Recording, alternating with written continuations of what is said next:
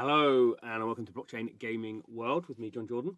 So today I'm looking at this game called Undra.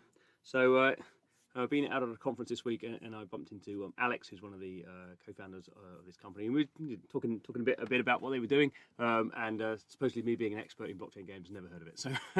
So putting that right, and there is actually this massive explosion going on with blockchain games. So there is just so much going on that it is becoming impossible to cover everything. But this is one I thought was worth digging into a bit more. So I thought I'd do an introductory video. Should point out, this is a project that is sort of going live in stages, as these things often are.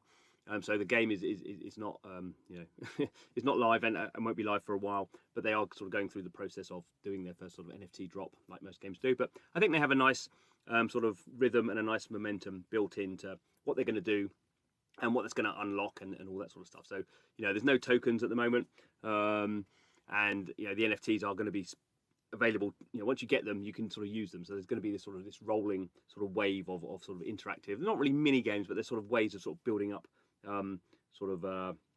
interest and activity in this game, which is, as you can sort of see, it's a 2D sort of MMO about sort of mining, sort of steampunk sort of thing, very collaborative.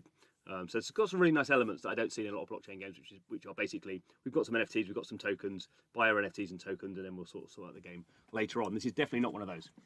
So it's called Undra, and it's all about sort of say sort of steampunk sort of mining. So let's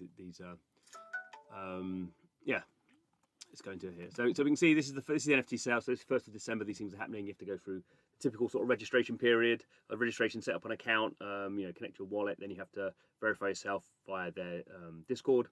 So basic sort of anti-bot things as much as anything is. So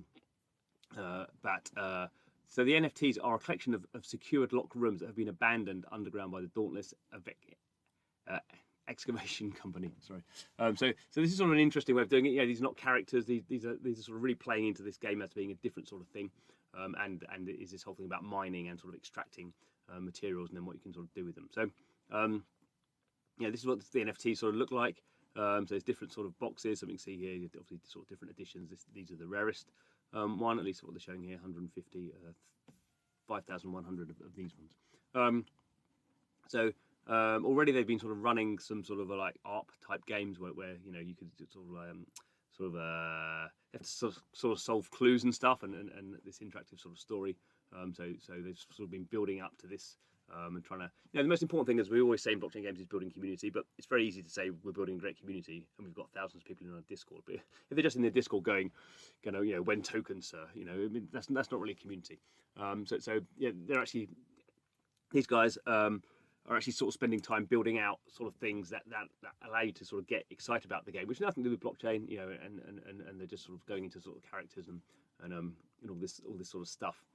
So this basic sort of thing going on here is this Dauntless Excavations company is selling off all their stuff because there were lots of weird things happened, unexplained deaths and sinister ancient powers. Well, we get a sort of an idea of it from these sort of Kraken-like space Kraken characters. I don't know. So there's that sort of stuff going on there.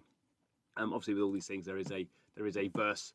So the Undraverse is sort of coming. So season 1, this is just sort of ended now, or they can still sort of play through these sort of clues. But there's going to be more of these things sort of dropped out as time goes on. So so it's sort of interesting there how that's going to all play out. And as I say, I just kind of think without knowing an enormous amount. I said look at the roadmap first actually.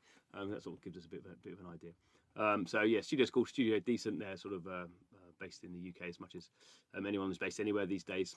So a 2D strategic MMO, and the whole point is in this sort of thing you're going to have a community of players operating in real time. So you're going to have potentially quite a lot of people being there at the same time to play these games. So it's definitely got a different sort of feel to it. So this is the season 1 interactive story. There's going to be this founder sale of some of the NFTs. Season 2. More puzzles and then we sort of move to some on-chain sort of stuff. Then we get some new assets. This is early 2022 sort of building, different seasons, and then late 2022 is our first sort of alpha of what's going on there. So we can sort of, there's enough detail here for us to know what's going on. So these are, I don't generally sort of like this in the sense of these are sort of, I guess they're pseudo anonymous. I mean, so Alex was the person I met, and you can see his Twitter there. So you can sort of, if you wanted to work out who Alex was, it's not that difficult actually. But so there is a team of proper people there. I don't quite know why they've gone sort of pseudo anonymous. That you can't. I guess if you wanted to find out who they were, you probably could, but maybe it's a bit of security. I don't know. And then we have FAQ, so always worth sort of checking out. You know, what I quite like is, be careful, there's not one. But I like the fact there's not sort of a white paper. You know, I think people can get a bit sort of ground down. Here's a 30-page white paper, which is basically just copied from Axie Infinity, and we're seeing a lot of that at the moment. And this is nice. You know, the other thing I should say is, you know, this is a sort of established team in a sense. They've worked together in games, you know, for a number of years. So they're not coming to this as you know, just a team of people who are interested in making games and know a bit about blockchain. This is a team of people who know how to make great games, and they're coming to the blockchain, and they're definitely coming with a different edge, a different angle. And I think this is what I'm really looking forward to seeing over the next sort of 6 months to a year. Is we're seeing now proper game designers coming in and designing proper games, which use blockchain in different ways, and that's, I think, much more exciting. In the crypto space, we're just seeing people, to say, sort of looking at what's been successful and then sort of you know, copy and pasting, and basically all they're doing that is they're trying to shill their tokens. And to the extent, nothing wrong with that, but that's not how great games are built. I do kind of think the point of blockchain is you're bringing a sense of permanence and community to these things that, you know, these games are potentially going to last, you know, sort of decades.